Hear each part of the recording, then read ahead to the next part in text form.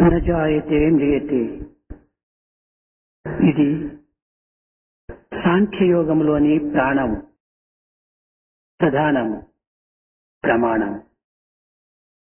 This is the very proof, basis and ultimate exposition in Sankhya Yoga. న జాయతే, జననమున్న దానికే మరణం కూడా ఉంటుంటుంది. That which has birth alone has death.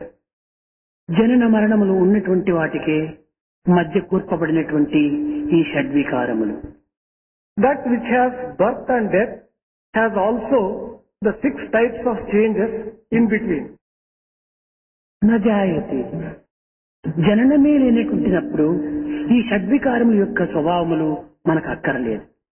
If it doesn't have birth alone, then the question of having 6 types of change would not arise. దేనికి జననము లేదు? ఆత్మకు. What does not have birth? Atma does not have it. ఆత్మ నిర్వికారం. Atma doesn't undergo any modification. కారణము న జాయతే, దీనికి జననం లేదు కనుక ఇది నిర్వికారం. The reason for not undergoing any modification is it doesn't have birth. నిర్గుణం, నిరంజనం, సనాతనం, వికేతనం, నిత్య శుద్ధ బుద్ధ ముక్త నిర్మల స్వరూపిణం. ఇది ఆత్మ యొక్క తత్వం. The real nature of Atman is that it doesn't have attributes, it is permanent, it is immutable, it doesn't undergo any modification, it is everlasting. జాయతే, దేహమునకే జననము, దేహమునకే షడ్వికారములు, దేహమునకే మరణము. Only body has birth, body has 6 types of modifications, body has death. కనుకనే ఇది దేహి, ఆత్మతత్వం. Therefore, the indweller of the body has to be taken as Atman. దేహి నిరామయుండు. The indweller is Niramaya himself. ఇలాంటి ఆత్మతత్వమును గుర్తించుకున్నప్పుడు అన్నియు మనకు నశ్వరములుగానే తెలుస్తుంది. Once we recognize this principle and doctrine of Atman, we would understand everything else as impermanent. కనుకనే ఆత్మను గుర్తించుటకై ప్రతి వ్యక్తి కూడాను మొదలు ప్రయత్నించాలి. Therefore, in the very first place, every individual has to try to recognize Atman. న కాంచో ఏనికేన చిత్, Naka- అనగా ఆశను పెంచుకొనరాదు. లభించిన దానితో తృప్తి నందుట ఇదే ఒక మహా సద్గుణం. One should not develop the growth of desires. One should be content with whatever one gets. భక్తి యోగములో చెప్పినట్టుగా 26 సద్గుణములు కలిగినటువంటి వాడే భక్తుడు. మా మే ప్రియో నరః, ఇలాంటి వాడే నాకు ప్రియుడు అని కూడాను ఈ 26 గుణముల లోపల సంతుష్టి నకాంక్ష, ఈ వాంఛ లేకుండా పోవటమే ఇది ప్రధానమైనటువంటి ఒక గుణంగా నిరూపిస్తూ వచ్చాడు గీతాచార్యుడు. Gitacharya has proved, as expounded in the chapter of Bhakti Yoga, that there are 26 qualities which a devotee should have to be liked and loved by the Lord. And of that, contentment stands out to be one very important characteristic of a devotee. ఎంత ఉండినప్పటికీ, ఎన్ని భోగములు అనుభవించినప్పటికీ, ఎంత సంపాదించినప్పటికీ ఇంకా చాలదు, లేదు అనేటువంటి యొక్క ఆవేదన సాధకుని యందు ఉండరాదు. A sadhaka should not have the desire to enjoy things after seeing and after enjoying so many types of luxury, so many types of enjoyment, so many types of things. ఉన్నదానికే తృప్తి నుండి ఇదే సర్వస్వంగా భావించి సంతోషించినప్పుడే అతనికి శాంతి చేకూరుతుంది. One would be able to get peace when one is content with whatever one has and thinks that which he has is everything. సంతృష్టి లేనటువంటి వాని హృదయము కేవలము ఎదురు దెబ్బలతో అల్లబడినటువంటి గంపతో నీరు తోడినట్టుగా ఉంటుంటాది.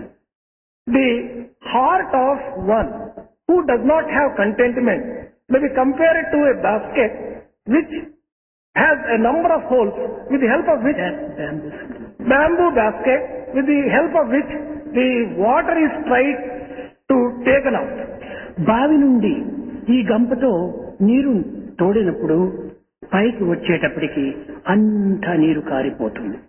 If you are drawing water through this bamboo basket from a well, by the time the basket comes up, all the water would have leaked out and gone. చుక్క నీరైనా కూడాను ఆ గంపలో నిలవదు.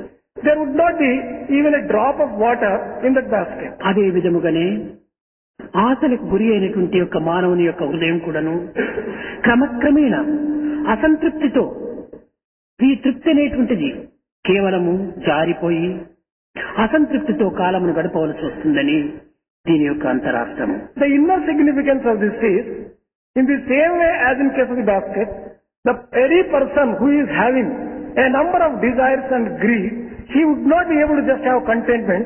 All the contentment goes out of his heart. Discontentment will be left with him.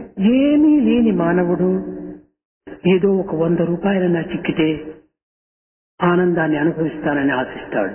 A person who does not have anything at all may feel happy, contented if he gets 100 rupees. 100 రూపాయలు లభించినా అయ్యో 1000 రూపాయలు లభిస్తే ఎంత ఆనందంగా ఉంటాది అని మరొక ఆశను అభివృద్ధి పరుచుకుంటాడు. The same person, when he gets 100 rupees, he would think how nice it would be if I can get 1000 rupees. ఈ 1000 రూపాయలు లభించినా 1,00,000 రూపాయలు కావాలి అని ఆశిస్తాడు. If he gets by chance 1000 rupees, he desires to have 1,00,000 of rupees. ఈ 1,00,000 రూపాయలతో తాను తృప్తి పొందడు, నేను జమీందారు కావాలనుకుంటాడు. He would not be content with obtaining 1,00,000 of rupees. He would be aspiring to become a landlord. ఈ జమీందారు నుంచి తిరిగి మహారాజు కావాలని ఆశిస్తాడు. From landlordship, he wants to become a king, a ఈ ruler. మహారాజు తత్వం నుంచి నేనే మాధవుడైపోవాలని ఆశిస్తాడు. From that particular state of kingship, he would like to obtain the state of Madhavatva. అయితే మాధవత్వం అనేటువంటిది ఈ ధనమూలంతో లభించేటువంటిది కాదు. But one would not be able to attain Madhavatva with the help of money and wealth. ఈ విధంగా మానవుని యొక్క ఆశలు మితిమీరిపోవటం చేతనే మతి కేవలం అశాంతికి గురి అవుతుంది. As the desires of man are crossing all limits, he is becoming a lot of discontent. లభించిన సంపత్తుతో, లభించిన సుఖముతో, లభించిన భోగములతో సంతృప్తి పడేటువంటి విధానాన్ని గుర్తించాలి వ్యక్తి. An individual has to recognize the method of obtaining contentment with whatever one has, with whatever wealth one possesses, with whatever wealth one gets. దైవానుగ్రహంతో లభించినటువంటి యొక్క సుఖ సంతోషములను కాపాడుకునే వ్యక్తిత్వం యొక్క కర్తవ్యం. The responsibility of every individual is to secure whatever he has got by the grace of God. దైవము గొప్పవాడి అని అందరూ చెప్పగలరు. All people can say that God is great, కానీ ఇది ప్రధానం కాదు. but this is not important. దైవము నీవు గొప్పవాడు నాయన అని అతని నోటి నుంచి రావాలి. God has to say, tell the devotee that you are great. దైవమును అందరూ కూడాను ప్రేమిస్తారు. All people love God, ఇందులో ఏమీ ప్రయోజనం లేదు. but there is no use in this particular problem. దైవము అందరినీ ప్రేమిస్తున్నాడా అనే ఒక క్వశ్చన్ మనం వేసుకోవాలి. One has to put a question to oneself whether God is loving all. దైవము నిత్యత్వం అనేటువంటి ఒక సత్యాన్ని మనము ఉచ్చరిస్తాము. We say God is eternal truth. దైవము నావాడు అని మనం విశ్వసిస్తాము. We believe that God is ours. కానీ దైవమే నీవు నావాడు నాయన అని చెప్పాలి. అది మనకు ముఖ్యమైనటువంటిది. But the most important thing is God has to say that you are mine. మనం ఒక రిజిస్టర్ కవర్ పోస్ట్ చేసినప్పుడు ఇది మనం ఎవరికి అందాలనేటువంటి ఉద్దేశంతో రాశామో అది వారికి అందినట్టుగా ఒక అక్నాలెడ్జ్మెంట్ వచ్చినప్పుడే ఆ జాబు సార్థకత పొందుతుంది.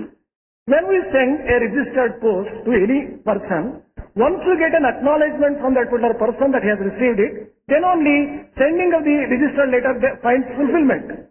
దైవము గొప్పవాడు అని నీవు చెప్పినంత మాత్రమున చాలదు. ఇది కేవలం ఒక రిజిస్టర్ పోస్ట్ వేసినట్టు.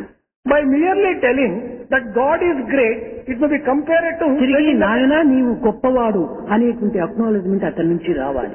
But from God we will have to get the acknowledgement that, oh child, you are also great. నీ ప్రియో నరహ, నీవు నావాడు నాయన, నీవు నాకు ప్రియుడు అనేటువంటి ఉద్దేశము అతని నుంచి రావాలి. From him a word has to come that you are my dear, you are dear to me. అది ఏ శాశ్వతమైనటువంటి. This is permanent entity. ఆ ఫలమును పొందే నిమిత్తమే సాధకుడు అనేక సాధనలు చేయాలి. To obtain this result, every sadhaka has to undertake different types of sadhana. అట్టి ఫలితమునే అనుభవించుకోనకపోయినా, అట్టి ఫలితమునే మనం అందుకొనకపోయినా మన సాధనలన్నీ కూడా వ్యర్థమే. If we cannot attain and obtain that result, all our efforts and sadhana would be a waste. కనుక ఇన్ని సాధనల యొక్క ఫలితం ఏమిటంటే, నీవు నావాడు, నీవు నాకు ప్రియుడవు అనేటువంటి యొక్క జవాబు దైవం నుండి మనం అందుకోవాలి. The hope and the expectation of all the fruits of all the sadhana would be to get from the Lord that, oh child, you are mine. అట్టి అర్హతను పొందినటువంటి వాడే అర్జునుడు. Arjuna was one who got that eligibility and that qualification. అతనికి ఆశలు ఎన్నియో ఉండవచ్చు. He might have had a number of desires. కానీ అన్నీ కూడా నువ్వు త్యజించి కేవలము నీవే తప్ప ఇతపరం వెరుగా, నీవు తప్ప నాకు అన్యం అక్కరలేదని కట్టగడపటి శరణాగతుడయ్యాడు. He renounced all his wants, desires, etc. and surrendered to the Lord and said, Swami, you are my all. నిజముగా మనకు కావలసినటువంటిది, మనము సాధించవలసినటువంటిది, మన గమ్యము, మన పుణ్యము సర్వము అతని యొక్క ప్రేమతత్వమే. All that we'll have to attain, the goal, the object, the purpose is only to earn his grace. ఎవరైనా ఒకరు స్వదేశం నుండి విదేశానికి ఎవరైనా ప్రయాణమై వెళ్లాలంటే అతను గొప్ప చదువరిగా ఉండవచ్చును, శ్రీమంతుడు కావచ్చును, అధికారి కావచ్చును, కానీ పాస్పోర్ట్ లేనిది అతన్ని పంపడానికి వీలు కాదు. When any person is going abroad, be he a highly educated person, a man occupying very high position in life, a man who is very wealthy, but he must have a passport to go abroad. నేను గొప్ప పండితుడను, నేను గొప్ప విద్యావంతుడను, నేను శ్రీమంతుడను, నేను జమీందారును, నేను గొప్ప జన సహాయంతో కూడినటువంటి వాడను అని విర్రవీగినంత మాత్రమున ఆ యొక్క పాస్పోర్ట్ మనకు లభించదు. If a person just says that I am highly educated person, I am a highly wealthy person, I am a jamindar, I would like to just have passport merely by telling like that. ఇవన్నీ కూడా నీ వ్యక్తిగతమైనటువంటి శక్తి సామర్థ్యములు కావచ్చును, కానీ ఈ పద్ధతికి నీవు విదేశానికి వెళ్లాలంటే దానికి సంబంధించినటువంటి క్రమాన్ని నీవు అనుసరించాలి. All these things might be personal accomplishments and attainments, but if you want to go abroad, there is a particular procedure which will have to be followed. దాని యందు విద్యాధికారి అని, విద్యాహీనుడని, కూటిపేదని, కోటీశ్వరుడని ఈ తారతమ్యం ఏమాత్రం కూడా అక్కడ ఉండదు. In the procedure to be followed, there cannot be any difference between an educated one, an uneducated one, a wealthy one and a poor one. ఏదో ఒక బస్సులో, ఒక ట్రైన్ లో, ఒక ప్లేన్ లో పోవాలంటే కూడాను నీ శక్తి సామర్థ్యంలో వారెవరో చూడరు, టికెట్ చూస్తారు ముందు. Even in a small thing like going by bus, going by train or going by plane, no one would like to just seek care for your position, etc. Ticket నీ చేతిలో ఉన్నదా, నీ యొక్క అధికారము, నీ చదువులు, నీ యొక్క సిరిసంపదలు వారు ఏమాత్రము పాటించరు. టికెట్ చూస్తారు, ఓ గెస్ట్ హౌస్, ఓ హోమ్ అంటారు. If you have a ticket with you, they do not care to find out whether you are a wealthy person, educated person and all that. They would be happy if you are having a ticket with you. లేకుండినా మెడబట్టి బయటికి నెట్టుతారు. If you do not have the ticket, you will be necked out. అదే విధముగానే మోక్ష సామ్రాజ్యంలో ప్రవేశించుటకు ఇక్కడ దైవానుగ్రహం అనేటువంటి దాన్ని పొంది నీవు నావాడు నాయన అనేటువంటి పాస్పోర్ట్ ని మనం అందుకోవాలి. In the same way, if you want to enter into the kingdom of liberation, you should have the grace of God, then only you would get entry into it. ఈ పాస్పోర్ట్ ఉండినంత మాత్రము కూడాను మరి కొంతవరకు అభ్యంతరం జరుగుతుంది. దీనికి వీసా కూడా రావాలి. If you have merely passport, there may be some objection, some problem. You should have visa also. దీనికే ఆత్మానుగ్రహము అనేటువంటిది కూడా ఒకటి అవసరం. ఎందుకంటే ఇచ్చేటువంటి వాడు ఇచ్చినప్పటికీ దాన్ని అందుకునేటువంటి వాడి చేతులు కూడాను సిద్ధంగా ఉంటున్నప్పుడే ఈ ఇచ్చే పదార్థం తానుకు చెందడానికి వీలవుతుంది. In addition to grace of God, you should have grace of Atman also. The giver may be ready to give, but the person who is receiving should have the capacity and willingness to receive it. దైవ ప్రేమ, సాధకుని యొక్క సద్గుణము, ఈ రెండింటి యొక్క సంబంధమే మనం మోక్షంలో ప్రవేశించడానికి మూలకం. If you want to enter into the kingdom of liberation, you should have the love of God and you should have the sadhana of the sadhaka. When these two go together, then only you will be able to. కనుకనే సాధకునకు 26 సద్గుణములు అత్యవసరమని, ఈ 26 సద్గుణములో ఏ ఒక్కటైనా కూడాను ఉండినప్పటికీ తన యొక్క అనుగ్రహాన్ని పొందడానికి అర్హులమవుతామని కూడాను బోధించింది Bhagavad Gita. Bhagavad Gita, that is why has taught that any person who wants to enter into the kingdom of liberation and moksha, he should have 26 qualities, virtues. Even if he has one, he would be able to just get qualified to get into the. ఇందులో సంతృప్తి అత్యవసరమైనటువంటిది. Of all of them, the most important thing is contentment. అసంతృప్తో జుజో నష్ట అని, సంతృప్తి లేనిటువంటి వానికి ఏ విధమైనటువంటి సుఖశాంతులు ఉండవు. The one who does not have contentment cannot have joy, happiness and peace. అతనే గొప్పవాడు. The one who has contentment alone is great. అతనే ఒక విధమైనటువంటి అధికారి. He alone has position and qualification.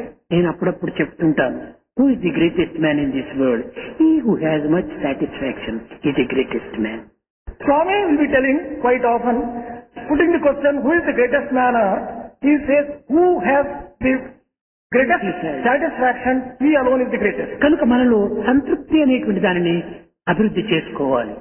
Therefore, we have to develop satisfaction and contentment in our జగత్తులో నశ్వరమైనటువంటి యొక్క సుఖశాంతులకు, భోగభాగ్యములకు, అధికారములకు మనం అరులు జాచి వెర్రివారం కాకూడదు. We should not get lost in the world, aspiring for impermanent joy, impermanent wealth, impermanent position, luxuries. ఉండినంత వరకు మన సుఖ సంతోషంలో అనుభవించవలసింది. So long as we are alive, we will have to enjoy the joys which are inside. దేహాభిమానం ఉండినంత వరకును ఈ దేశాభిమానం కూడా ఉండవలసింది. So long as you have body attachment, you may have attachment to the place in the country. ఈ పంచభూతముల యొక్క సంబంధం కలిగినంత వరకు కూడాను ఈ పంచభౌతిక దేహాన్ని కాపాడుకోవాల్సింది. So long as you have association of the 5 great elements, you have to take care of the body which consists of అయితే 5 elements. దీని యందే మన యొక్క జీవితం అంకితం కావించరాదు. But we should not, లక్ష్యమును మాత్రం దృష్టి అందించుకోవాలి. but we should not waste our body and the time in this particular thing itself. We should remember always the goal. ఒక చిన్న ఉదాహరణ. One small example. గొప్ప శ్రీమంతుడు ఉండేటువంటి వాడు. There was a great wealthy man. అతను ప్రపంచమంతా చుట్టాడు. He traveled the world over. ప్రపంచంలో లేనటువంటిది, తాను చూడనటువంటిది, ఎవరు విననటువంటిది ఒక గొప్ప భవనం నిర్మించాలని సంకల్పించుకున్నాడు. He resolved to construct a house which is not obtained anywhere, which no one has heard of at any time. Not heard, not seen, nothing. Yes, it was not heard, not seen, and not even dreamt of. అయితే దీన్ని ఏ విధంగా చేయాలి, ఎన్ని కోట్ల రూపాయలైనా కూడా సరే వ్యయం చేసి శాశ్వతమైనటువంటి ఒక భవనం నిర్మించాలని సంకల్పించుకున్నాడు. He resolved to construct a permanent house, even if it costs crores of rupees. లక్షలు ఖర్చు పెట్టి విదేశాల నుండి కూడాను గొప్ప గొప్ప ఇంజనీర్స్ పిలిపించారు. A number of engineers and architects were called from various countries for this purpose. కట్టగడపటకు సుందరమైన భవనం నిర్మించాడు. Ultimately, he constructed a beautiful mansion. అన్ని విధాల అనుకూలమైనటువంటిది, ఆకర్షణీయమైనటువంటిది, అందమైనటువంటిదిగా చూపర్లకు చాలా ఉత్సాహాన్ని అందించేటువంటి భవనాన్ని నిర్మించాడు. He constructed a house which satisfies people from all points of view externally. సరే, కోట్లకు ప్రజలు వచ్చారు, దీన్ని చూస్తున్నారు. Crores of people came and took a look at it. దీనికి ప్రారంభోత్సవం చేయడానికి గొప్ప ఏర్పాట్లు గావించాడు ఈ శ్రీమంతుడు. This wealthy man made all arrangements for inauguration of this. అయితే ఈ ప్రారంభించుటకు పూర్వమే అనేక మంది వాస్తు శాస్త్రజ్ఞులు, ఇంజనీర్స్ ను రప్పించి ఇందులో ఏదైనా కొన్ని దోషములున్నవేమో అని పరిశీలించమని కోరాడు. Before inauguration, He called a number of engineers and experts in the field and asked them, do you find any defect and Jogulu భోగులు విరాగులు బైరాగులు సర్వులను కూడా ఆహ్వానించాడు. He invited all types of people, wealthy, గొప్ప గొప్ప ఋషులందరూ కూడా ఆశీర్వాదం అందుకోవాలని పిలిపించుకున్నాడు. he invited great rishis to get their blessings. ఇందులో స్థితప్రజ్ఞులు కూడా చేరిపోయారు. Among the invitees there were Sthitaprajnas also. గొప్ప వైభవంగా వీరందరికీ తగిన ఏర్పాట్లు గావించాడు. ఒక్కతూరి సభను జరిపించి అందరికీ నమస్కరించి ఈ భవనంలో ఏమైనా లోటుపాట్లు ఉంటే ఏ విధమైనటువంటి యొక్క భయములు లేకుండా స్వేచ్ఛగా చెప్పడానికి మీరు పూనుకోవాలని ప్రార్థించాడు. All grand arrangements were made for their stay and all that. After they assembled, he prayed to them, I would humbly just ask you to let me know if there are any defects in the చేరిన ఇంజనీర్లు గొప్ప గొప్ప వారందరూ కూడాను ఈ భవనములో లోపములు చూపించేటువంటి అధికారం ఎవరికి ఉంది? ఎట్టి లోపము లేదు మహారాజా, ఇది చాలా గొప్పగా ఉంటుండాలి, దివ్యంగా ఉంటుండాలి, భవ్యంగా ఉంటుండాలి, నవ్యంగా ఉంటుండాలి అన్నారు. Engineers who have assembled there declared that who can come forward and just point out any flaw in this? It is absolutely flawless, it is very grand, very new and extremely novel and unique. ఏదో ఒక మూల నిల్చుకున్నటువంటి ఒక యోగి సమీపించి రాజా ఈ భవనంలో 2 దోషములు ఉంటున్నాయన్నాడు ధైర్యంగా. One yogi who was standing in a corner came forward and pointed out, O king, there are 2 flaws in this particular building. ఈ మాట వినేటప్పటికీ సభయందు చేరినటువంటి ప్రతి ఒక్కరు కూడా చాలా ఆశ్చర్యపడ్డారు. ఏమిటి ఈ దోషములు, మాకెక్కడా కనిపించడం లేదే అని ఈ దోషములు ఏంటో వినాలని చాలా కుతూహలంతో ముందుకొచ్చారు. All those people who had assembled there were surprised a lot and they were very curious to know what these defects were. ఈ శ్రీమంతుడు చేతులుగా జోడించి మహానుభావ ఆ దోషములేవో చెప్పితే తప్పక దీనిని సర్దిద్దుకుంటానన్నాడు.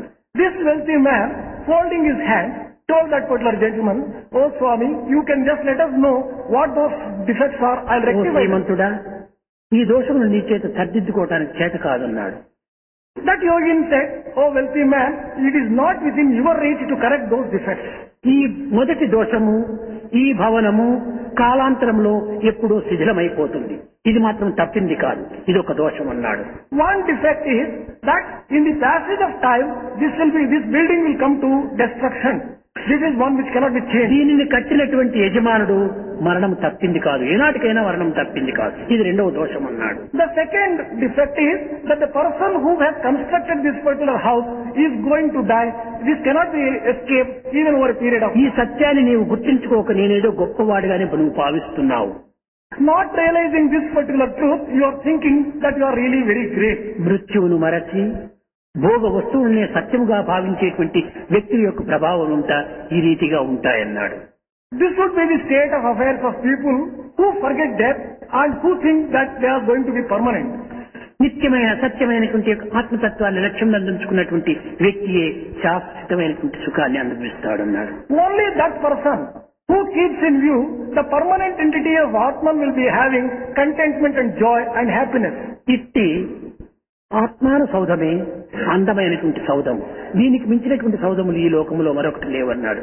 He also said such a mansion is the mansion of Atman itself, and there is nothing which can be compared to the mansion of Atman. కనుక ఈ లౌకిక జగత్తునందు నశ్వరమైనటువంటి యొక్క ఈ ప్రపంచమునందు మనము అనుభవించేటివన్నీ కూడాను ఇవి నశ్వరములైనటువంటి ఒక సత్యాన్ని గుర్తించి సత్యమైనటువంటి ఒక ఆత్మతత్వం పైన లక్ష్యం నుంచి మనం గావించవలసినటువంటి సాధనలు విచారణలు మనం సలుపుకోవాలి. Therefore, we will have to recognize this particular truth that in the world, that mundane world, everything is impermanent. Keep our sight and concentration on the permanent Atman and do sadhanas to achieve that. దీనిని ఆధారంగా చేసుకునే అర్జునునకు, అర్జున నీవు చంపేటువంటి వాడని, ఈ సైన్యము నీ బంధువులు మిత్రులు చచ్చేటి వారని నువ్వు భావిస్తున్నావు, ఇది చాలా పొరపాటు, ఇది అనాత్మభావం. On the basis of this, Krishna told Arjuna, Arjuna, you are thinking that you are going to kill people. This is a wrong feeling. నీవు శాశ్వతుడవు, You are a permanent entity.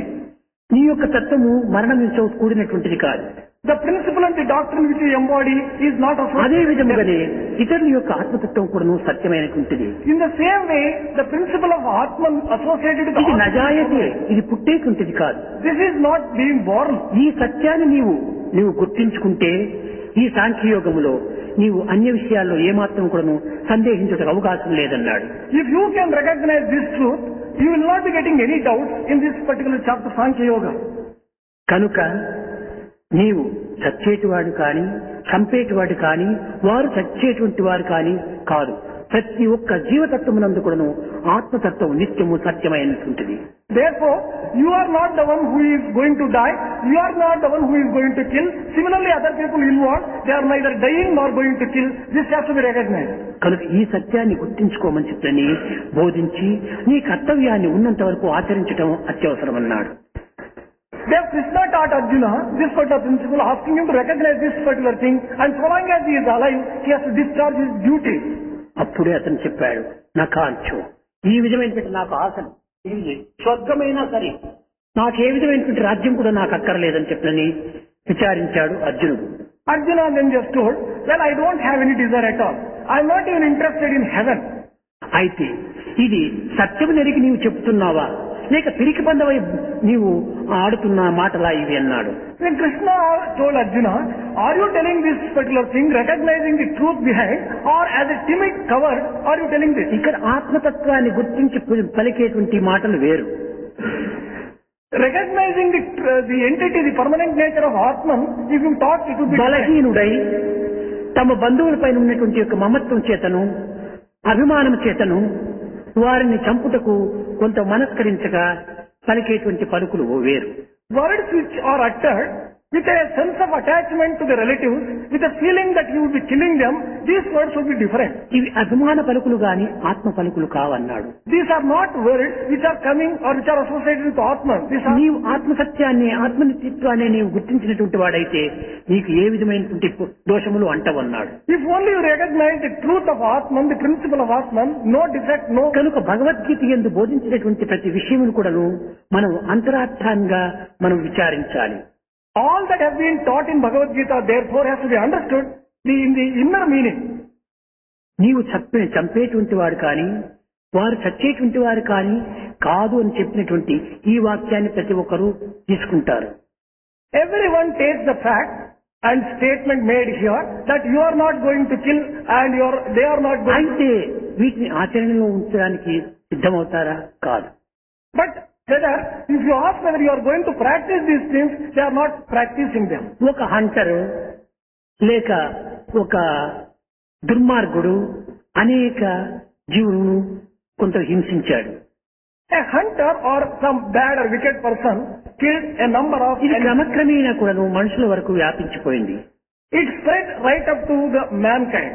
దారిని పోయేటువంటి వ్యక్తులందరినీ కూడాను సంహరించడము, వారి దగ్గర ఉండనటువంటి దండ కనుక వస్తువు అనాథులు అపహరించడము. He began murdering all the people who were just going by the way, and he began stealing all those things which they were carrying with them. ఇతనికి కట్టకడపటకు supreme కోర్టులో ఇతనికి ఉరి శిక్ష అనేటువంటిది ఇచ్చాడు judge. Judge gave the punishment of hanging by rope for this particular person for committing that. రేపు దినం judgement జరుగుతుందని వీడిని కూడా బాగా తెలుసు. He came to know that judgment would be given the next day. అప్పుడు భగవద్గీత ఒకటి జోబిలో పెట్టుకొని సుప్రీం కోర్టుకు వెళ్ళాడు. This person carried Bhagavad Gita in his packet and he went to Supreme Court. Judge చెప్పాడు, నాయన రేపటి దినం 7 గంటలకు నీకు ఊరు శిక్ష అని నిర్ణయం చేసుకున్నానన్నాడు. Judge declared that by 7 o'clock tomorrow morning you will be hanged. కారణం ఏమిటి అని అడిగాడు ఇతను. This person questioned, what is the reason? నీవు ఫలాని వారిని చంపినావు గనుక నీకు ఈ శిక్ష విధించానన్నాడు. Because you have murdered such and such people, this punishment has been awarded to you. Gobi నుంచి భగవద్గీత తీశాడు. He took out Bhagavad Gita from his packet. Sir judge, నేను చంపిన వాడు కాదు, వారు చచ్చిన వాడు కాదు, భగవద్గీతనే దీనికి ప్రమాణం అన్నాడు. He showed Bhagavad Gita and said, well sir, I am neither the killer of those people nor have they been killed. సాక్షాత్ భగవంతుడే చెప్పినటువంటి మాటను నీవెట్ట ధిక్కరిస్తావు అన్నాడు. He asked the judge, how do you deny those statements made by God himself? జడ్జీలు కూడా చాలా తక్కువైనటువంటి వారు కాదు, వారు అన్ని విధాల ఆరితేరిన వారు. Judges are also match for such people. They are in no way inferior to them. నిజమే నాయన, నిజమే. నీవు చంపినవాడు కాదు, వారు చచ్చినవారు కాదు. ఇప్పుడు నా జడ్జిమెంట్ కూడా నేను చంపిన వాడిని కాదు, నువ్వు చచ్చేవాడు కూడా కాదు, రేపటి దినం సిద్ధంగానే వెళ్ళన్నాడు. Judge said, well, you have not killed them, nor were they killed. Similarly, in my judgment also, I am not killing you, well, you will not be killed also. But be ready for the punishment tomorrow, he said. కనుక మనము అవసరాన్ని పట్టుకొని ఈ భగవద్గీతను ఆధారంగా తీసుకోవటము మంచిది కాదు. We cannot use Bhagavad Gita to suit to the circumstances for our ఆత్మతత్వాన్ని ఎరిగి మన ప్రవర్తన గుర్తించి ఈ సత్యాన్ని మనము అందుకోవడానికి సిద్ధంగా ఉండాలి. We have to take the truth in the statements made in Bhagavad Gita after realizing the inner ఈ భగవద్గీత కేవలం అర్జునుడికి మాత్రమే బోధించినటువంటిది కాదు. This Bhagavad Gita has not been taught only to Arjuna. పార్థులు పృథ్వీపుత్రులైనటువంటి వారందరికీ బోధించినటువంటి యొక్క ధర్మం ఇది. This particular dharma has been taught to all the people born on earth. అర్జునుడు నిమిత్త మాత్రంగా పెట్టుకొని జగత్తుకంతా అందించాడు ఈ గీతను. This Gita has been given to the entire world, keeping Arjuna as only an అయితే అర్జునుడు ప్రజాప్రతినిధి. Arjuna stands as a representative of humanity. కనుక ఈ ప్రజాప్రతినిధికి బోధించినటువంటి విషయములు అన్ని కూడాను ప్రజలకు సంబంధించినటువంటివి. Therefore, all those things which have been taught to the representative of humanity are applicable to humanity itself. కనుక మొట్టమొదట మనము ఈ వాంఛను క్రమక్రమేణా తగ్గించుకొని ఆత్మతత్వాన్ని కొంతవరకు విచారణ ద్వారా తెలుసుకొని మనము నిశ్చింతులమై ఉండడానికి తగిన కృషి చేయాలి.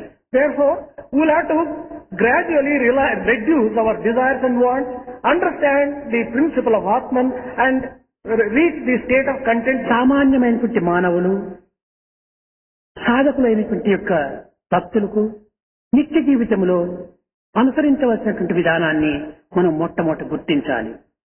Ordinary people and sadhakas will have to just find out what are the things which will have to be practiced in daily life. ఎట్టి గుణములు కలిగినప్పుడు ఎట్టి సత్యాన్ని మనం గుర్తించడానికి సాధ్యమవుతుంది అనేటువంటి విధానాన్ని మనం వెతకాలి. We have to find out what truths will be revealed under what circumstances. భగవద్గీతలోని 700 శ్లోకాలు మనం కంఠస్థం చేసినంత మాత్రం మనకు భగవద్గీత సారము అనుభవించలేము. By memorizing 700 slokas of Bhagavad Gita, we will not be able to experience the truths behind them.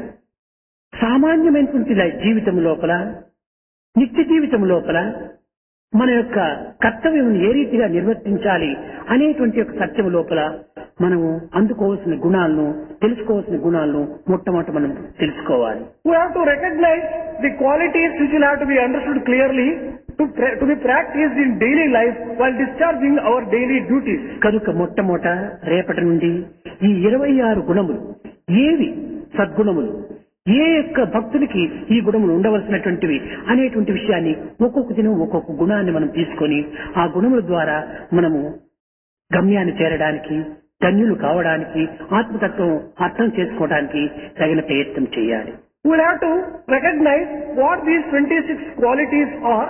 We will have to take up one by one and understand how these are going to help us in reaching the goal and sanctifying our own. కనుక ఈనాడు మొట్టమొదట మనం తెలుసుకోవాల్సింది దురాశ, కాంక్ష, ఇచ్ఛ, ఈ విధమైనటువంటి ఆశలు క్రమక్రమేణా అదుపులో పెట్టుకుంటూ ప్రయత్నం చేయాలి. Today we will have to recognize that we will have to keep under control desire and greed and thus reach a state of content. దైవం యొక్క ప్రేమతత్వాన్ని, దైవం యొక్క అంగీకారాన్ని మనం అందుకోవడానికి తగిన కృషి చేయాలి. We have to make every effort to earn the love of God and to get His grace. నీవు ప్రేమించినంత మాత్రం ఉన్న ప్రయోజనం లేదు. There is no use. తన ప్రేమను నీపైన ప్రసరించేటట్టుగా చూసుకోవాలి. There is no use merely loving the Lord by yourself. You have to just know the method of getting His love for you. నీవు దేవుడా నావాడు అని చెప్పి నీవు కేవలం కేకలు వేసినంత మాత్రం ప్రయోజనం లేదు. దైవమే అబ్బాయి నీవు నావాడు నాయన అని అతని నోటి నుంచి వచ్చేటువంటి యొక్క శబ్దం మనం వినాలి. There is no use in your shouting, saying that God is yours. You will have to aspire to hear from God declaring that you are His. మనం అదే సాధించవలసినటువంటిది. That is what we will have to attain and we will have to achieve. అట్టి సాధనకు తగినటువంటి గుణములను మనం అభివృద్ధి పరచుకోవాలి. We have to develop qualities which will be in tune with that. అవి ఏ గుణములు అనేటువంటిది రేపటి నుంచి మనం మాట్లాడుకుందాం. We'll discuss and understand what those qualities are from tomorrow onwards.